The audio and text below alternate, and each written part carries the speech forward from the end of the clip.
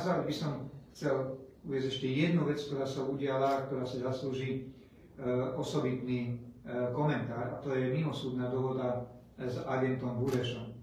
To je obrovský megaškandál, dámy a páni, to, čo sa udialo, a je úplne jedno, že či to je odplata Petrovi Pellegrinimu za podporu Andreja Babiša pri prezidentských voľbách a pri kandidatúre Petra Pellegriniho, alebo je to nejaké plnenie požiadaviek Roberta Fica za dobré vzťahy, ktoré má. To, čo sa udialo včera, je niečo bezprecedentné.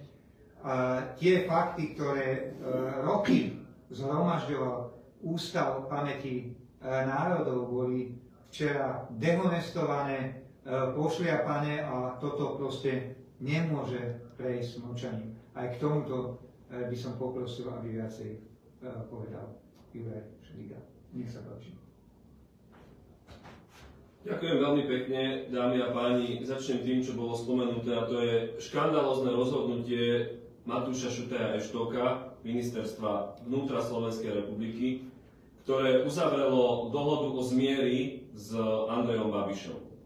Je to výsmech, opakujem, výsmech všetkým obetiam komunistického režimu a výsmech všetkým, ktorí boli šikanovaní, terorizovaní a niektorí aj zavraždení štátnou bezpečnosťou. Štát má povinnosť, morálnu povinnosť brániť historickú pravdu.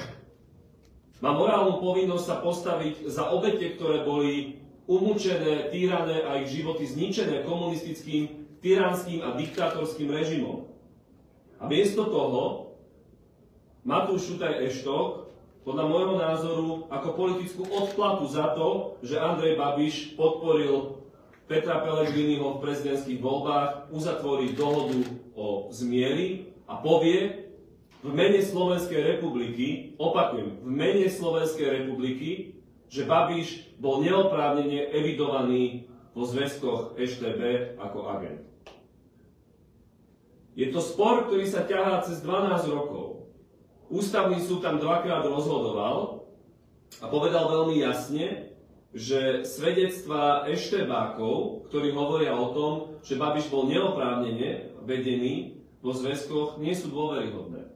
Najvyšší súd Slovenskej republiky zamietol dovolanie a povedal veľmi jasne, iba procesne, rovnako ako ústavný súd, že ak sa chce Babiš ďalej súdiť, hoď na merite a na tom, že tie zväzky majú logickú štruktúru a vychádzajú z predpisových poriadkov a spisových poriadkov v čase, keď boli založené, to znamená, že sú založené tak, ako bolo založených x ďalších zväzkov, tak sa má súdiť s ministerstvom vnútra. Ale nespochybnil nič na tom, že ten zväzok by bol nejaký vyfejkovaný, že by tam bolo niečo nelogické, nekonzistentné a podobne.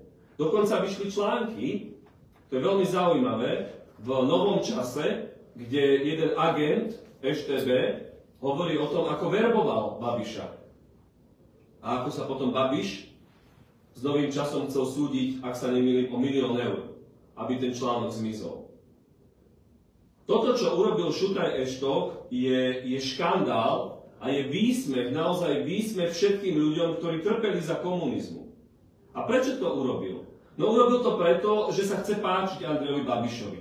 Urobil to podľa mňa preto, že Peter Pellegrini mu je zaviazaný. A že chceli takto podať pomocnú ruku Babišovi, keďže v Českej republike sa blížia parlamentné voľby, aby Babiš mohol vykrikovať, ja nie som žiadny eštebák. Ja sa pýtam, prečo nenechal rozhodnúť súdy o tom?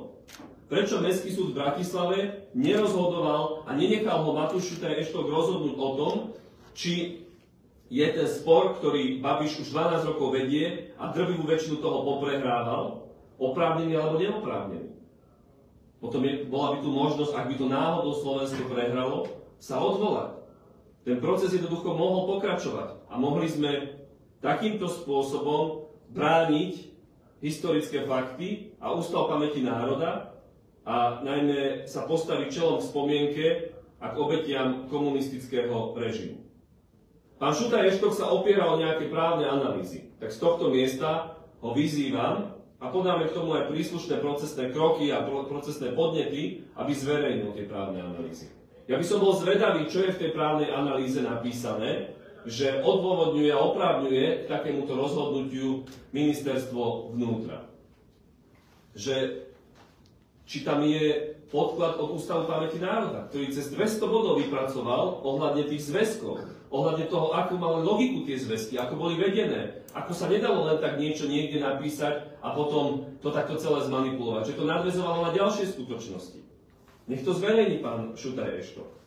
A rovnako ja chcem povedať, že verím tomu, že v tomto parlamente sa nájde 30 poslancov, ktorí za toto budú odvolávať Matúša Šutaja-Eštoka. Že sú momenty, keď ako keby stranická politika ide bokom. Keď je úplne jedno, že či vám aplaudujú masy, alebo ste v tom osamotení. To, čo urobil Šutaj-Eštok, je pľúvanec do očí našej histórii, je pľúvanec do očí obetiam komunistického režimu. Už to hovorím dnes tretíkrát. Nejdem dávať výzvy z tohto miesta opozičným kolegom, pretože si myslím a verím tomu, že sú tu poslanci, ktorí zažili tyraniu komunistického režimu a že oni tu v parlamente zdvihnú túto vlajku a že Šutaj-Eštok bude aj za toto odvolávaný. Lebo ak na toto rezignujeme, tak naozaj sme v normalizácii. Dobré ráno, sme v normalizácii. Oni to používajú ako prekrývanie témy. Je konsolidácia, idú vyššie dane, krajine sa nedarí, ekonomicky nie je na tom dobre, hádajú sa medzi sebou, tak takto hádžu. Po nás bude mať tlačovú konferenciu Kotlár, pán, ktorý je síce lekár, ale šíri absolútne blúdy a to bude tiež taká potrava pre národ. Show. Ale opakujem, ja dúfam a verím, že tento parlament a opozícia príde k tomu, že tu bude 30 poslancov, ktorí ho budú odvolávať.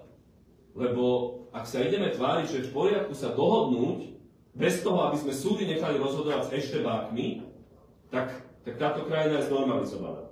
A my tú vlajku, a špeciálne hovorím aj za seba, ktorý sa venoval téme Ústavu pamäti národa, budeme držať aj na uliciach a veľmi symbolicky zajtra o 18:00 pri soche Jána Languša v Bratislave pôjdeme zapáliť sviečku za to, aby sme odmietli prepisovanie histórie Burešmi.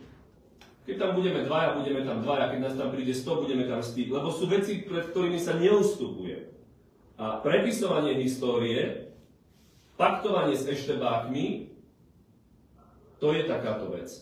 To je takáto vec, kde Slovenská republika sa nemá pred týmto skláňať, naopak má brániť historickú pravdu.